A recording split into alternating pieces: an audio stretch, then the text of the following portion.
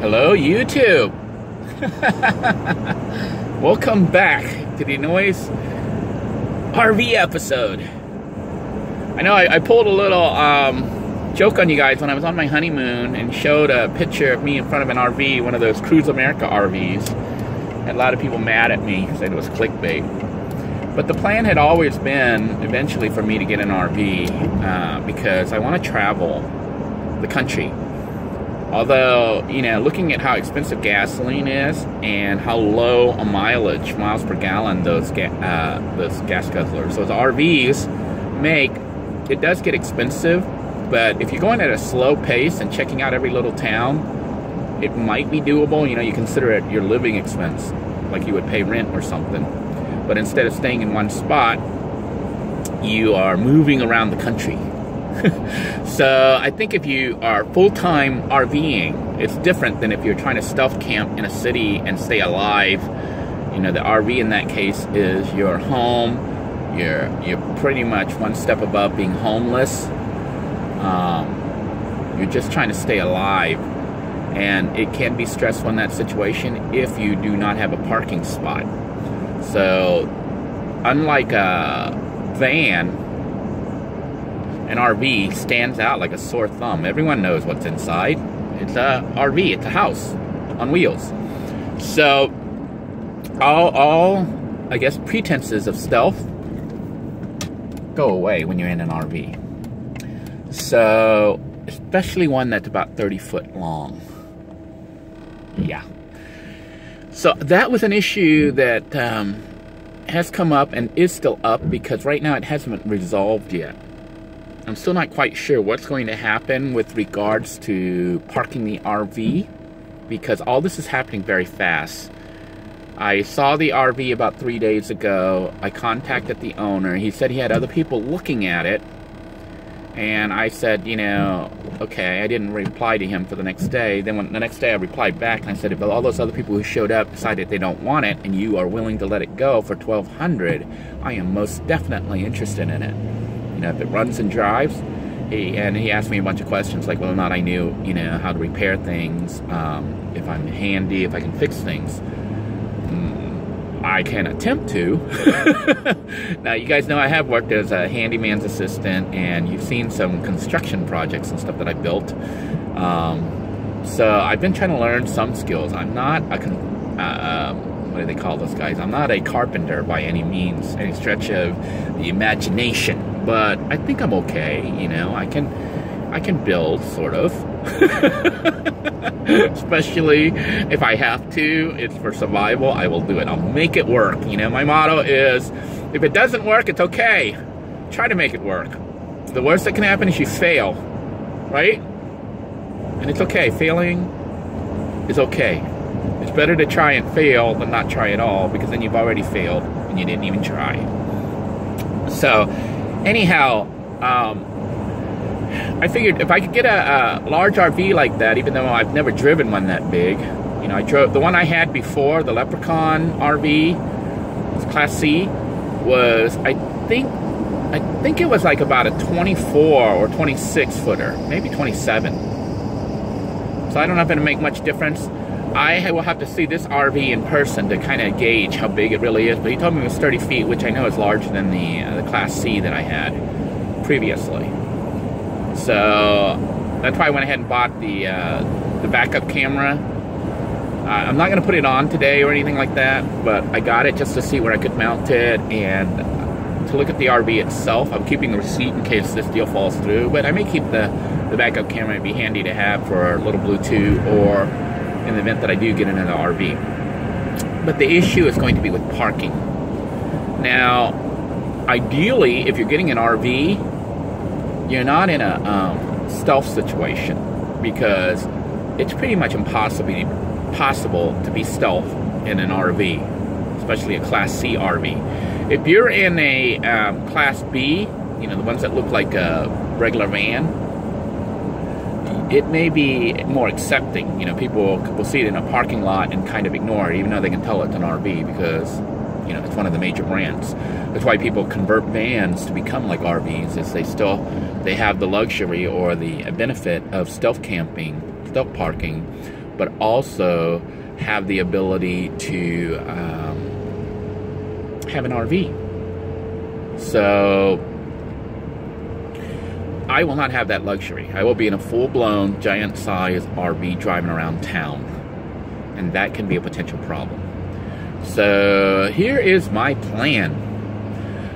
A while back, you saw me do a quick video tour of an amazing vehicle that a lot of people may think looked weird or is an eyesore, but for me, it was a piece of art, something wonderful. And it was the rig, the van, that was built by Mad Max. Yeah. Mad Max is a retired Navy vet. Well, not retired, but he was a Navy vet. And currently living in an RV.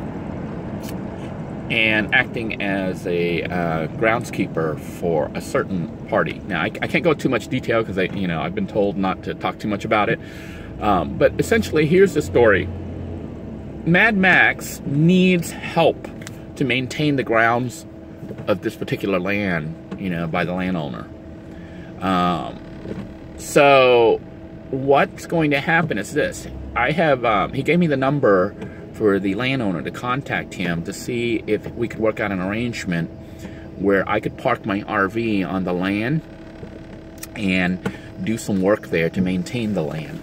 So, I will kind of act as a security guard, I guess, to protect the land, to keep people out of it, bad people, basically. Well, not bad, but maybe homeless, which makes me a little sad, but they basically squat areas and stuff, and the landowner, of course, doesn't want squatters on the property. So, and they also need it to be maintained so the city doesn't, it doesn't create any problems, basically. But anyhow, I have contacted the landowner. He's got to go, well, not the landowner, but the manager, and he's contacting the owner to see if they can work out the deal. And if everything is a go, I have secured essentially free parking for the RV. Those of you who have never had an RV and tried to park it somewhere, you do not understand how important it is to have secured parking. Some people have a house and they buy an RV thinking you can just park it outside your house. Depending on zoning laws for your neighborhood, your city, they may not allow that. And even that happened in the city of Palm Bay. But Palm Bay has a weird clause that says if you have the RV behind the house line, what they consider the house line, that's the roof line, the edge of the roof line, you're okay. So in Palm Bay, unless they've changed the law there, the rules, their ordinance, you can get an RV and park it in your backyard as long as you keep it behind the house line. You can even park it beside your house as long as it doesn't extend past the house line.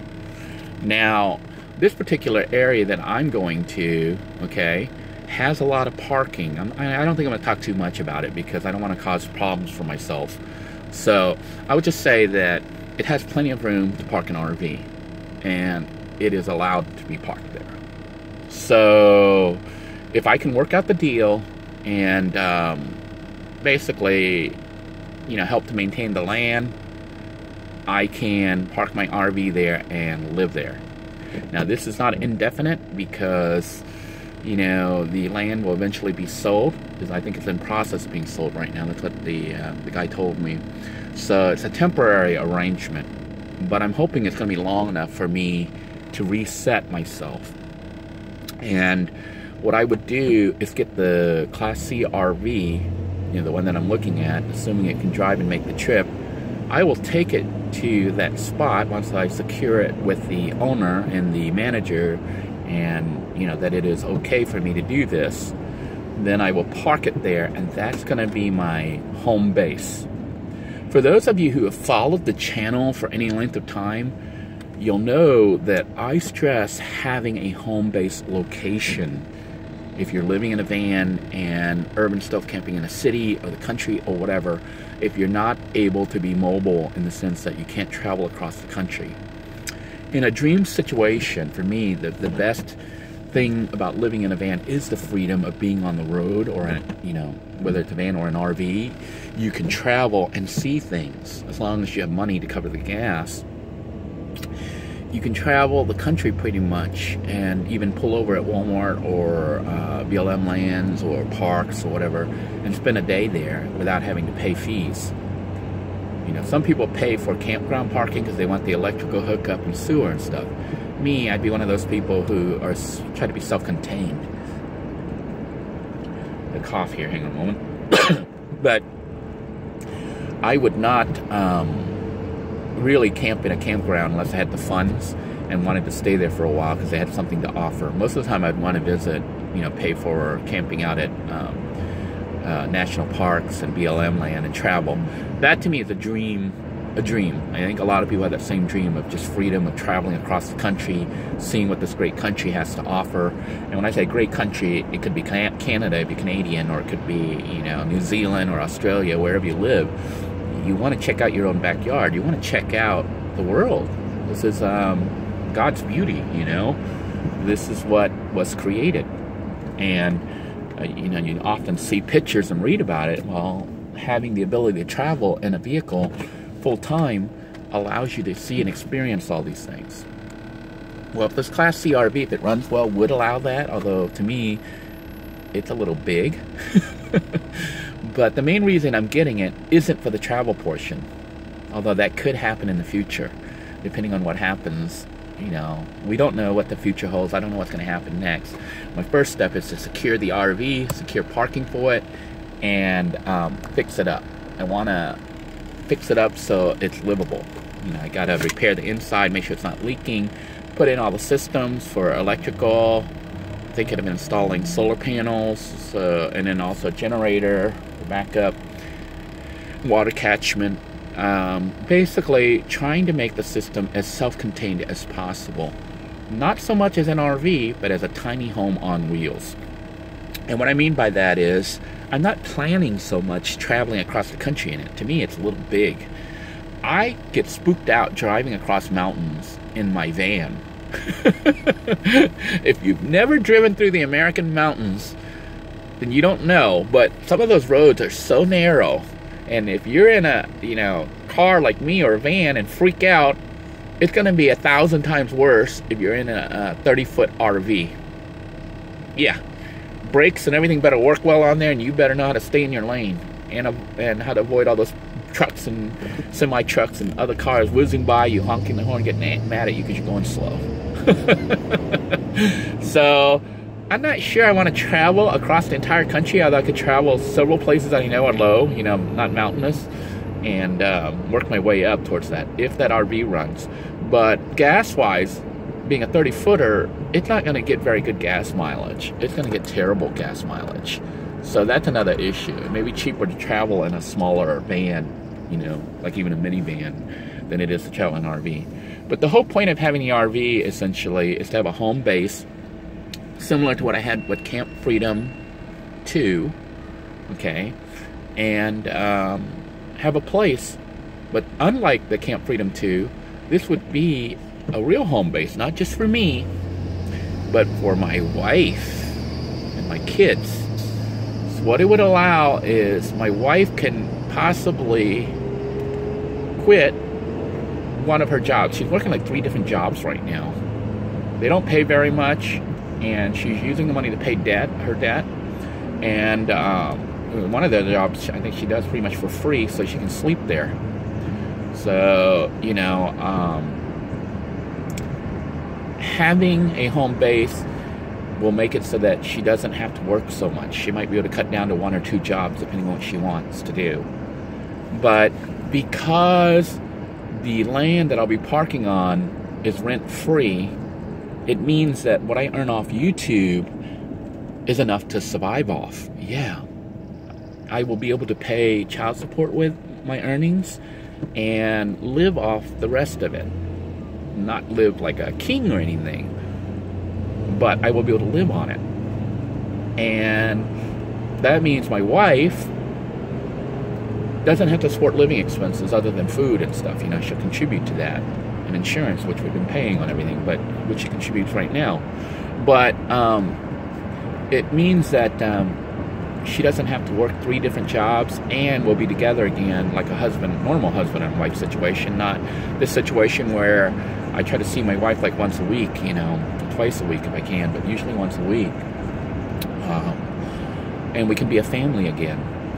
And I'll have to see if, you know, the children would be allowed to visit on this property, because they want, you know, it's a private property. So I have to check it all with the landlord and everything, the owner, and see what all the rules and stipulations are. But if everything's a go, I will have a working home base that I can build, and whether or not I decide to travel in it, if I can get it working and get it nice, it becomes real equity, real asset. I can actually live in it and use it, and in the end, if I decide it's too big, I can try selling it. Whoa. I can try selling it.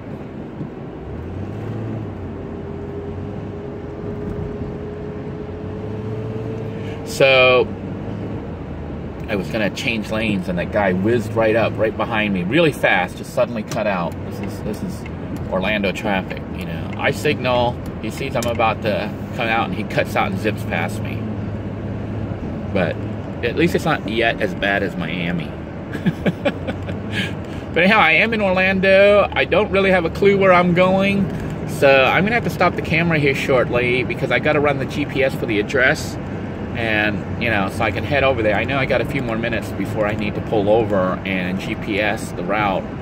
I know roughly, I looked roughly at where it was, and am going to be heading over there. So I'll be pulling over. But the plan will be to get the RV, make sure it runs. Mechanically, it's good. As far as the body-wise and interior and stuff, that will be a project. So you guys get to watch me rebuild an RV, the interior at least, to turn it into a nice tiny home. And then we're going to try to attempt to move it from Orlando to Brevard, from Orange County here to Brevard County, and park it. Then the magic will happen. So when I'm there and have a home base, I'll get to learn how an RV functions without being on the road. You know, you won't have the pressure of having to do it while you're on the road. But I'll be able to use it, and I may even take it out for like weekends, you know, like a weekend trip or something with my wife, depending on whether or not she can get time off. And basically learn how to work an RV slowly instead of just suddenly being thrown into an RV, having to learn everything all at once. I will also try stealth parking it. It's not really stealth parking, but just parking at various Walmarts just to see how that works and whether or not I get the knock. You know. Basically, it's a chance to ease into RV life. And so that should make for some exciting content. If not exciting, hopefully not boring. It should be different, if nothing else. So I am going to tune out for now because traffic is heavy here in Orlando, and I do need to set the GPS so I can drive to the destination, and then I will show you what I can show you if the owner allows me to film. You know, the owner of the RV allows me to film, and show you what we're looking at. And if everything goes smoothly, I will be the owner of that RV today. And I appreciate all of you who have been supporting me with PayPal, GoFundMe, and the Patreon. Now, even though I will have bought the RV, you'll see that it still needs a lot of work. And so, you know, if you want to contribute to getting a new home for Denoy, the GoFundMe is still up. Every little bit helps. I will be using the money specifically to repair the RV and to buy systems like solar panels. I'm gonna get into, you know how we do things on this channel. We don't necessarily buy the best because we don't have the budget for buying the best. We generally buy what we can afford, and we make it work. So that's what you'll be seeing on this channel. We're not going to do anything high-end, anything outrageously expensive, just simply because we can't afford it. But we're going to show you how you can make it work and make it usable and maybe even nice, a little bit of a luxury, you know, like having electricity in your vehicle from solar panels.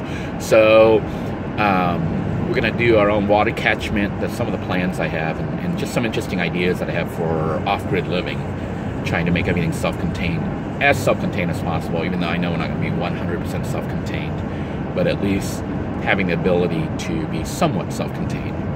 Anyhow, I am rambling on and on. I'm going to go ahead and tune out or sign off for now. I do appreciate you all joining me. Hopefully the next video you see will be the RV itself. So take care, everyone. God bless you all.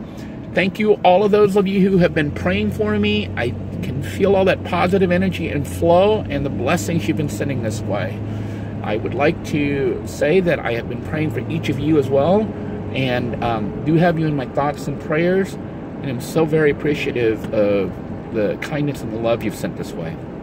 Until next time, everyone, take care. God bless you all. Please stay safe. Bye-bye now.